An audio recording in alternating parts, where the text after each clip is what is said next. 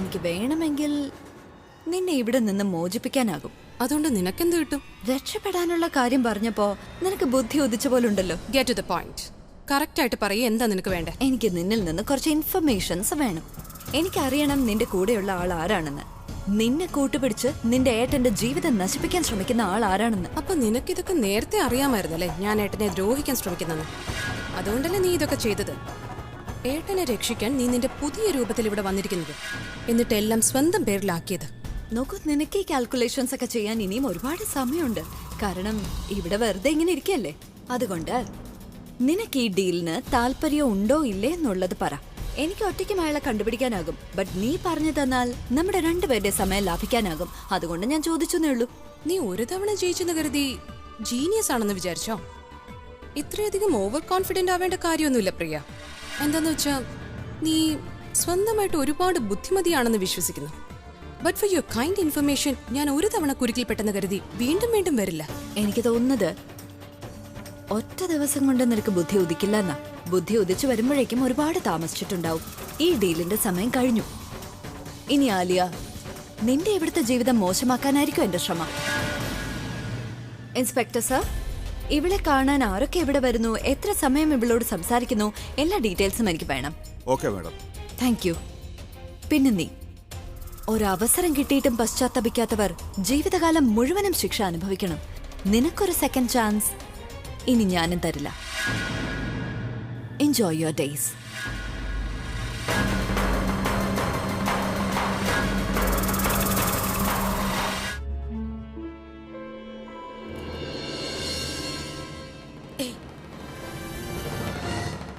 മോളെ, ഈ തനു അഭിയുടെ മുറിയിൽ എന്തിനാ പോകുന്നത്?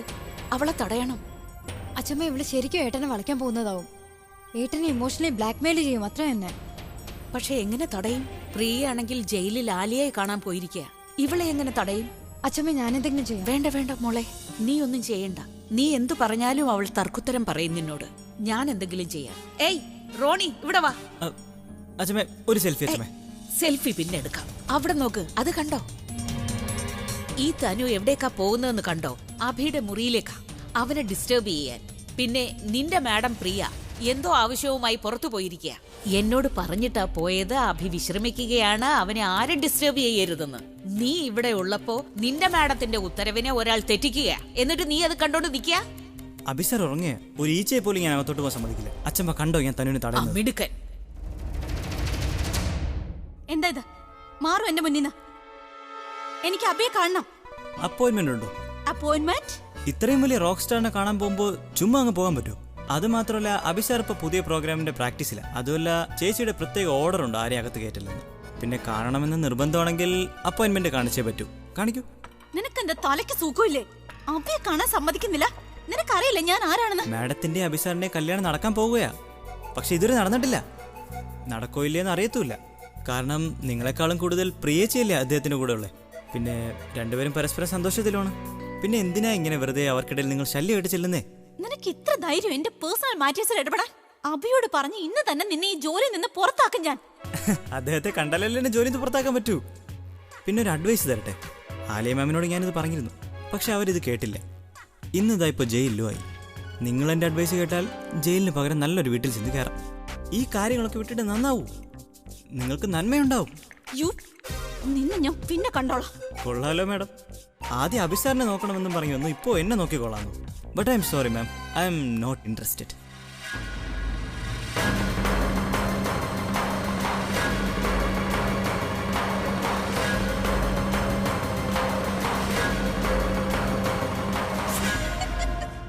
ഒന്നും നടന്നില്ല പ്രണവ്. ആലിയ അവള് സമ്മതിക്കുന്നേയില്ല. ഞാൻ അവൾക്കൊരു ഓഫർ കൊടുത്തതാ അവളെ സഹായിക്കുന്നത് ആരാണെന്ന് പറഞ്ഞ ജയിലിൽ നിന്ന് മോചിപ്പിക്കാൻ ഞാനെന്ന്. പക്ഷെ അവളെ പറയാൻ കൂട്ടാക്കിയില്ല. കുറച്ചു ദിവസം കൂടി അവിടെ കിടന്ന ബുദ്ധി ഉദിക്കുമെന്ന് എനിക്ക് തോന്നുന്നേ. നമ്മുടെ കയ്യിൽ അധികം സമയമില്ല ചേച്ചി.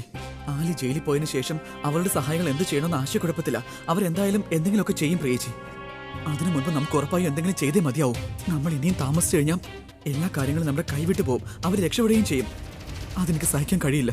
നീ പറയുന്ന ശരിയാ പ്രണവ്. ഞാൻ ശ്രദ്ധിക്കുന്നുണ്ട്. ആലിയ പോയതിനു ശേഷം തനു വല്ലാതെ തളർന്നിരിക്കുക. ചിലപ്പോ ഈ സമയം തനുവിനെ നമ്മൾ പ്രഷർ ചെയ്യുകയാണെങ്കിൽ ആ വ്യക്തിയുടെ പേര് അവള് പറഞ്ഞു തന്നാലോ? ഒരു തവണ അയാൾ ആരാണെന്ന് നമ്മൾ അറിഞ്ഞു കഴിഞ്ഞാൽ കാര്യങ്ങളുടെ സത്യാവസ്ഥ നമുക്ക് വെളിയിൽ കൊണ്ടുവരാൻ കഴിയും പ്രണവ്. ആ ശരിയാ പറഞ്ഞത്. പ്രിയേച്ചി, ചേച്ചി ഒരു കാര്യം ചെയ്യും. ഇപ്പൊ തന്നെ തനുവിന്റെ അടുത്തേക്ക് പൊയ്ക്കോ. ഞാനൊന്ന് അബിയുടെ ഓഫീസ് വരെ പോവാ. അവിടെ ചെന്ന് എന്തെങ്കിലും ക്ലൂ കിട്ടുന്നു നോക്കിയിട്ട് വരാം വേഗം തന്നെ. ശരി. ഇന്ന് ആ പ്രിയ അതിര് കടന്നിരിക്കുന്നു. എന്നെ അബിയെ കാണാൻ പോലും സമ്മതിച്ചില്ല. ഇവളെന്താ വിചാരിച്ചിരിക്കുന്നെ? ആലി പറയുന്നത് സത്യാണോ? ഇനി പ്രിയക്കെല്ലാം നേരത്തെ അറിയാമായിരിക്കോ? എങ്കിൽ പ്രതികാരം ചെയ്യാനാണോ തിരികെ വന്നത്? അതുകൊണ്ടാണോ ആദ്യം ആലിയെ പുറത്താക്കി ഇനി എന്നെ ഇവിടുന്ന് പുറത്താക്കാൻ ശ്രമിക്കുന്നത്? അവൾക്ക് എന്റെ സത്യങ്ങൾ അറിയാമായിരുന്നെങ്കിൽ അത് അബിയോട് പറയാമായിരുന്നല്ലോ. പക്ഷേ അബി അറിഞ്ഞതായിട്ട് റിയാക്ട് ചെയ്തില്ലല്ലോ. എന്തായിരിക്കും അവളുടെ പ്ലാൻ? തനു തനു അബി ഒറ്റയ്ക്കാണെന്ന് തോന്നുന്നു വരുന്നത്. ഇതാ നല്ല സമയം. ഇനി ചിലപ്പോ അബി ഒറ്റയ്ക്ക് കിട്ടിയില്ലെങ്കിലോ?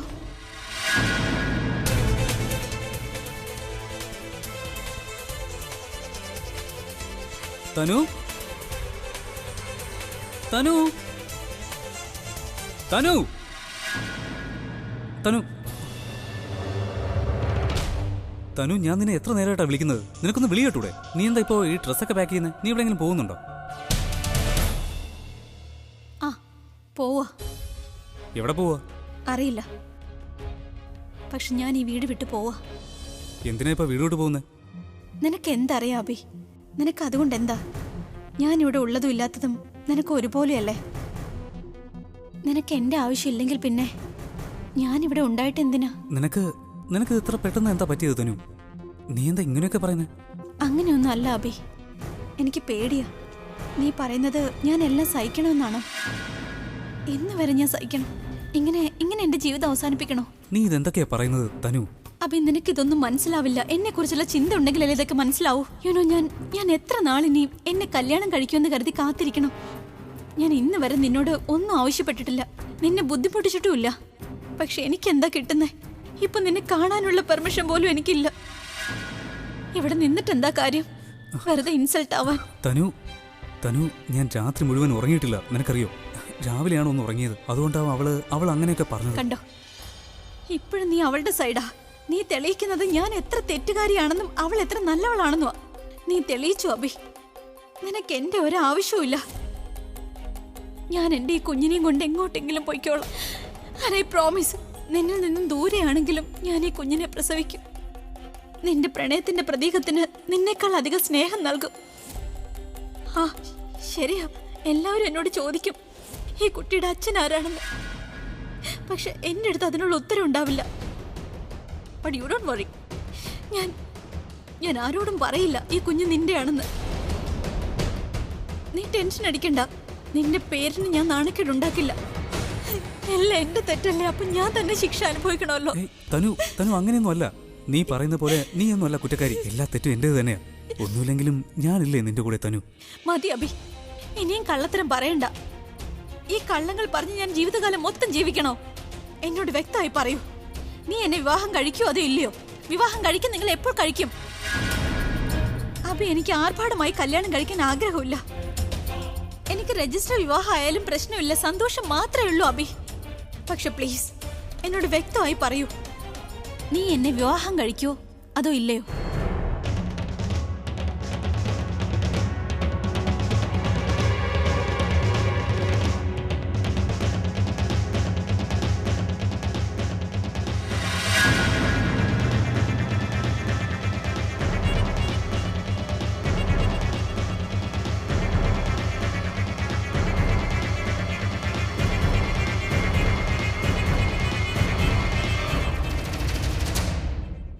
തനു,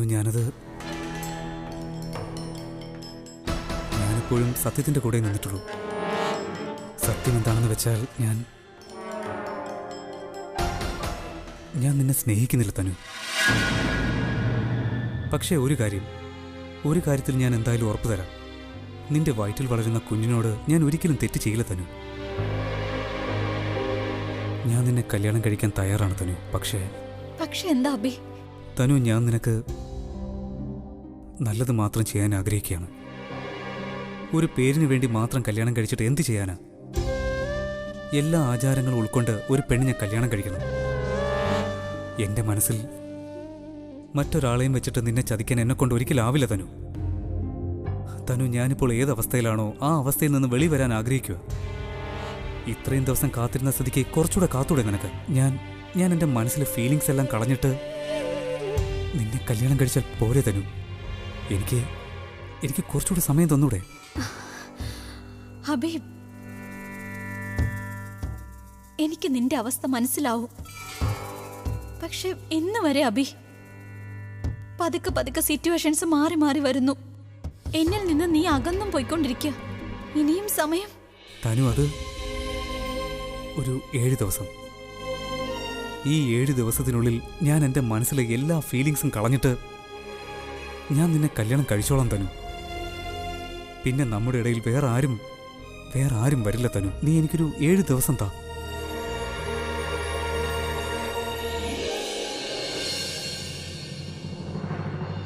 അബി,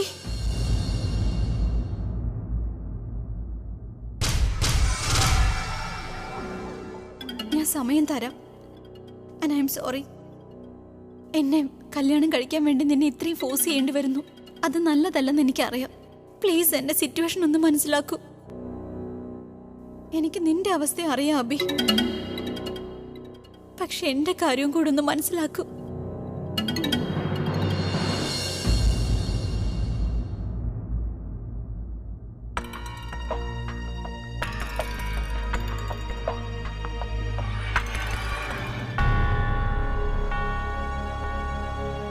നീ എവിടെ പോവാ? അറിയില്ല. ഞാൻ ഈ വീട് വിട്ട് പോവാണ്. വളരെ തെറ്റാ നീ ചെയ്യുന്നത് അബി. നീ തനുവിനെ സ്നേഹിക്കണ്ട, പക്ഷേ ആ കുഞ്ഞിനോട് ഒരിക്കലും നീ തെറ്റ് ചെയ്യാൻ പാടില്ല അബി. അതുകൊണ്ട് നീ ഇനിയും തെറ്റായ വഴികളൊന്നും ചിന്തിക്കാതിരിക്കെ.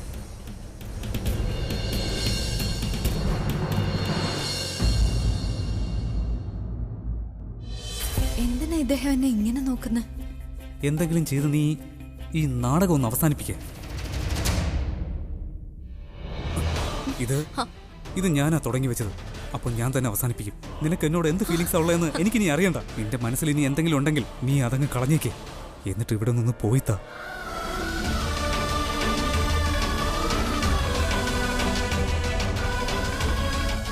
ഇദ്ദേഹത്തിന് എന്ത് പറ്റി? ഇനി തനു വല്ലതും പറഞ്ഞു കാണുമോ? 1 വീക്ക്. നിനക്ക് 7 ദിവസം ഉണ്ട് തനു. അതിനുശേഷം അബി എന്നെ കല്യാണം കഴിക്കും. അബി എന്നെ കല്യാണം കഴിക്കുമ്പോൾ ജീവിതത്തിലെ എല്ലാ പ്രശ്നവും ഇല്ലാതാവും. But I have to make sure Priya ഈ 7 ദിവസം ഒന്നും ചെയ്യരുത്. അല്ലെങ്കിൽ അവൾ എൻ്റെ എല്ലാ പ്ലാനും നശിപ്പിക്കും. ഒരുപക്ഷെ ഈ 7 ദിവസത്തിനുള്ളിൽ അബി അവൻ്റെ പ്രണയം നഷ്ടപ്പെടുത്തിയില്ലെങ്കിലോ? No, I know him. അവനത് സാധിച്ചില്ലെങ്കിലും എന്നെ വിവാഹം കഴിക്കും. അവൻ്റെ കുഞ്ഞിന് വേണ്ടി. കല്യാണത്തിന് ശേഷം അവന് അർഹതപ്പെട്ടതെല്ലാം തിരികെ കൊടുക്കും. ഇല്ലെങ്കിൽ ഇവിടെ നിന്ന് എങ്ങോട്ടെങ്കിലും പോവും. എവിടെ പോയാലും റോക്ക് സ്റ്റാർ അയാളുടെ സ്ഥാനം നേടിയെടുക്കും. പിന്നെ ഒരുപാട് പൈസ സമ്പാദിക്കും. ആ പൈസ എല്ലാം എൻ്റേതാവും. പേരും പ്രശസ്തിയും പണവും എല്ലാം എൻ്റേത് കൂടിയാവും. നീ എന്തിനാ ഇവിടെ വന്നത്? അദ്ദേഹം ഇപ്പൊ ഈ മുറിയിൽ നിന്ന് ഇറങ്ങി പോകുന്ന ഞാൻ കണ്ടു. വളരെ വിഷമിച്ചാ പോയത്. നീ എന്തെങ്കിലും പറഞ്ഞിട്ടാണോ അദ്ദേഹത്തിന് സങ്കടമായതെന്ന് അറിയാൻ വന്നതാ? ഇല്ല തനു, ഇവിടെ സംഭവിച്ചത് പ്രിയോട് പറയാൻ പാടില്ല. ഇവൾ അറിഞ്ഞാൽ എല്ലാ പ്ലാനും നശിപ്പിക്കും. അതുകൊണ്ട് ഒന്നും പറയാൻ പാടില്ല. അബിക്ക് എന്നോട് സംസാരിക്കാൻ പോയിട്ട് കാണാൻ പോലും പറ്റുന്നില്ല. ഐ മീൻ, കാണാൻ പറ്റില്ലല്ലോ. കാരണം നീ എപ്പോഴും നിഴല് പോലെ കൂടെ തന്നെ ഉണ്ടല്ലോ. നീ കുറച്ച് പ്രൈവസി കൊടുത്താലല്ലേ എന്നെ കാണാൻ വരുള്ളൂ. മേ ബി അവന് എന്നെ മിസ് ചെയ്യുന്നുണ്ടാവും. നീ കാരണം കാണാൻ പറ്റാത്തതാവും. അതാവും അപ്സെറ്റ് ആയിരിക്കുന്നത്. അങ്ങനെയാണോ? നിന്നെ മിസ് ചെയ്യുന്നത് കൊണ്ടാണെങ്കിൽ കുഴപ്പമില്ല. നിന്റെ കൂടെയാണെങ്കിൽ തല പുകഞ്ഞു പോയേനെ. പിന്നെ ഇതൊന്നും പറയാനല്ല ഞാൻ വന്നത്. പിന്നെ എന്ത് പറയാനാ വന്നത്? നോക്കൂ തനു, ഈ വീട്ടിൽ മറ്റാരെക്കാളും നിനക്ക് ആലിയെ നന്നായിട്ടറിയാം. നീ അവളുടെ ബെസ്റ്റ് ഫ്രണ്ടാണ്. അതുകൊണ്ട് തന്നെ എനിക്ക് നല്ല ഉറപ്പുണ്ട് നിനക്ക് നന്നായിട്ട് അറിയാൻ കഴിയും ആലിയെ സഹായിക്കുന്നത് ആരാണെന്ന്. അപ്പോൾ ആ വ്യക്തിയുടെ പേര് നീ എന്നോട് പറയുകയാണെങ്കിൽ എന്റെ സമയം ഒരുപാട് എനിക്ക് ലാഭിക്കാമായിരുന്നു. അതുകൊണ്ടാ ചോദിക്കുന്നത്. നോക്ക്, എനിക്കറിയില്ല നീ എന്തൊക്കെയാ പറയുന്നതെന്ന്. നീ ആലോചിച്ചു കൂട്ടുന്നത് എന്താണെന്നും എനിക്കറിയില്ല. ഇവിടെ അങ്ങനെ ആരും ഇല്ല ആരെയെ ഹെൽപ്പ് ചെയ്യാനും നിന്നെ കൊല്ലാൻ നോക്കാനും. ഞാനതിന് എന്റെ കാര്യം പറഞ്ഞില്ലല്ലോ. ഞാൻ ആ കോൺട്രാക്ട് പേപ്പേഴ്സിന്റെ കാര്യമല്ലേ നിന്നോട് ചോദിച്ചേ. ഇപ്പൊ നീ തന്നെ എന്നോട് പറഞ്ഞത് ഈ വീട്ടിലുള്ള ഒരാള് തന്നെയാ ഇതിന് പുറകിലെന്ന്. ഞാൻ പറഞ്ഞതിന്റെ അർത്ഥം അതല്ല. ഞാൻ പറഞ്ഞത് നീ അങ്ങനെ ചിന്തിക്കരുത് എന്നാണ്. അങ്ങനെ ഒന്നുമില്ല. നീ വെറുതെ ഓരോന്ന് പറയണ്ട. ഇനിയിപ്പോ നിനക്ക് അങ്ങനെ പറയണമെന്നുണ്ടെങ്കിൽ നീ പറഞ്ഞോളൂ. പക്ഷെ എന്നെ വെറുതെ ശല്യം ചെയ്യരുത്, അല്ലെങ്കിൽ ഞാൻ ടെൻസ്ഡാ. എനിക്കറിയാം നീ വളരെ ടെൻസ്ഡ് ആണെന്ന്. നിന്റെ ബെസ്റ്റ് ഫ്രണ്ട് ഇപ്പൊ ജയിലിലല്ലേ ഉള്ളത്. പാവം, ഫ്രണ്ട്സ് അകന്നു പോയി. പിന്നെ ഒരു കാര്യം പറയാനുള്ളത്, ഈ ഓഫർ ഞാൻ ആലിയയ്ക്കും കൊടുത്തതാ. ഇനി എനിക്ക് അറിയാനുള്ളത്, നീ ആലിയേക്കാളും ബുദ്ധിമതിയാണോ അതോ അവളെക്കാളും വിഡ്ഢിയാണോന്നാ. തനു, നീ ആയിട്ട് ആ വ്യക്തിയുടെ പേര് എന്നോട് പറയുന്നോ അതോ ഞാനായിട്ട് ഇനി അത് കണ്ടുപിടിക്കണോ? നീയും അയാളും തമ്മിൽ എന്തെങ്കിലും ബന്ധമുണ്ടെന്ന് ഞാൻ അറിയുകയാണെങ്കിൽ നിങ്ങൾ തമ്മിലുള്ള കല്യാണം എന്നത് നടക്കാത്ത സ്വപ്നമാവും. നീ എന്നെ ഭീഷണിപ്പെടുത്തുവാണോ അതോ ഓഫർ തരുവാണോ? അങ്ങനെ ചോദിച്ചാൽ ഇതൊരു ഓഫർ തന്നെയാ. നോക്കൂ, അയാളുടെ പേര് നീ എന്നോട് പറയുകയാണെങ്കിൽ നിന്റെ പേര് മറ്റെവിടെയും വരാതെ ഞാൻ നോക്കിക്കോളാം. നിനക്ക് എന്റെ വാക്ക് വിശ്വസിക്കാം. സത്യമായിട്ടും നീ സേഫായിരിക്കും. പെട്ടെന്നൊരു മറുപടി പറയണമെന്നില്ല. നിനക്ക് ഒരു ദിവസം മുഴുവൻ സമയം തരാം. സമാധാനമായിട്ട് ചിന്തിക്ക്. ഈ ഒരു ദിവസം നിന്റെ ജീവിതം തന്നെ മാറ്റിമറിച്ചേക്കും. ആലോചിച്ച് തീരുമാനം എടുക്ക.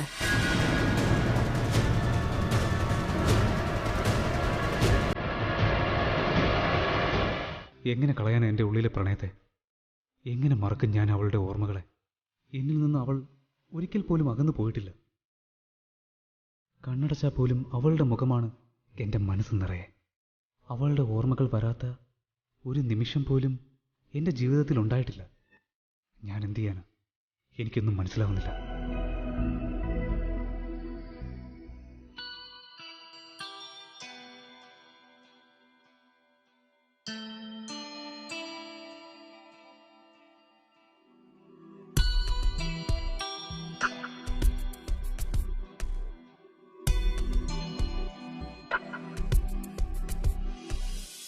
എന്നും നിന്നെയോർക്കാനായുള്ളിൽ എന്നോ പിറന്നൊരു വരിയോ, എന്നീ മഞ്ഞിൽ വീഴും പൊൻവേലിൽ മിന്നിക്കിനാവായി കവിതേ. പ്രണയമെന്നൊരു പുലരൊളിയാ ഇലവിരിഞ്ഞ കരുനിരകളുമാ അലിഞ്ഞു പാടുന്നു വെറുതെ കേൾക്കുവാൻ പതിയെ മൂളുവാൻ ചേരാ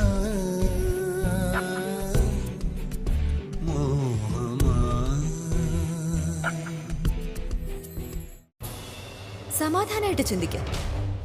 ഈ ഒരു ദിവസം നിന്റെ ജീവിതം തന്നെ മാറ്റിമറിച്ചേക്കും. ആലോചിച്ച് തീരുമാനം എടുക്ക. ഇത് പ്രിയയുടെ ഏത് ഗെയിമാണ്? എന്നെ കൊടുക്കാൻ ശ്രമിക്കുകയാണോ അതോ എന്നോട് ഡീൽ ചെയ്യുമായിരുന്നോ?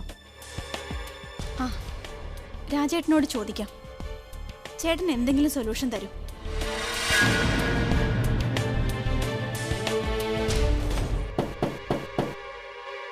രാജേട്ടാ, എന്ത് വേണം? അത് രാജേട്ടനോട് കുറച്ച് സംസാരിക്കണം. ഞാൻ നിന്നോട് എത്ര തവണ പറഞ്ഞു എന്റെ ഭർത്താവിൽ നിന്ന് 100 അടി മാറി നിൽക്കണമെന്ന്. പിന്നെ എന്തിനാ നീ ഇങ്ങനെ അദ്ദേഹത്തെ തിരക്കി ഇടയ്ക്കിടയ്ക്ക് വന്നോണ്ടിരിക്കുന്നത്? അല്ല, നിനക്ക് കാര്യം പറഞ്ഞാലൊന്നും മനസ്സിലാവത്തില്ലേ തനു? നിനക്ക് നാണമില്ലേ?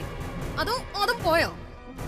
സ്വന്തം കല്യാണം നടന്നതുമില്ല, എന്നിട്ട് മറ്റുള്ളവരുടെ ഭർത്താക്കന്മാർക്ക് സമാധാനം കൊടുക്കില്ല. പ്ലീസ് ചേട്ടത്തി, നിങ്ങളാ വെറുതെ ഓരോന്ന് നാണമില്ലാതെ പറയുന്നത്. എനിക്ക് രാജേട്ടനെ കണ്ട് കുറച്ച് ഇമ്പോർട്ടന്റ് ആയ കാര്യങ്ങൾ സംസാരിക്കണം. എന്തുണ്ടെങ്കിലും നീ ആദ്യം എന്നോട് പറയും, ഞാൻ തീരുമാനിക്കാം അത് ഇമ്പോർട്ടന്റ് കാര്യമാണോ അദ്ദേഹത്തോട് പറയണോ വേണ്ടയോ എന്നൊക്കെ. ഈ കാര്യം നിങ്ങളോട് പറയാൻ പറ്റില്ല. അത് എന്ത് കാര്യമാടി എന്നോട് നിനക്ക് പറയാൻ പറ്റാത്തത്? പ്ലീസ് എന്റെ സമയം കളയരുത്. രാജേട്ടനെ വിളിക്ക്. എനിക്ക് രാജേട്ടനോട് സംസാരിക്കണ്ടേ, പ്ലീസ്. നീ ഒരു കാര്യം കേട്ടോ, രാജ അകത്തില്ല. ഇനി രണ്ടാമത്തെ കാര്യം, ഇനി അദ്ദേഹം അകത്തുണ്ടെങ്കിലും ഞാൻ പുറത്തു വരാൻ സമ്മതിക്കില്ല. ഇനി മൂന്നാമത്തെ കാര്യം, അദ്ദേഹം പുറത്തു വന്നാലും നിന്നോട് സംസാരിക്കാൻ ഞാൻ സമ്മതിക്കത്തില്ല. രാജേട്ടനകത്തില്ല. ഇല്ല. ആദ്യം പറഞ്ഞോടെ അത്. എന്തിനെങ്ങനെ ഓരോന്ന് വെറുതെ പറഞ്ഞോണ്ടിരിക്കുന്നേ? അച്ഛമ്മേ, ഇരിക്കെ. എന്തുണ്ടായി മോളെ? നീ സംസാരിച്ചോ? ആലിയ എന്തെങ്കിലും പറഞ്ഞോ? ഇല്ല അച്ഛമ്മേ, ആലിയ ഒന്നും തന്നെ പറഞ്ഞില്ല. എനിക്ക് നേരത്തെ സംശയം ഉണ്ടായിരുന്നു അവൾ അത്ര പെട്ടെന്നൊന്നും സമ്മതിക്കില്ലെന്ന്. എന്നിട്ട് ഞാൻ ശ്രമിച്ചു നോക്കിയതാ.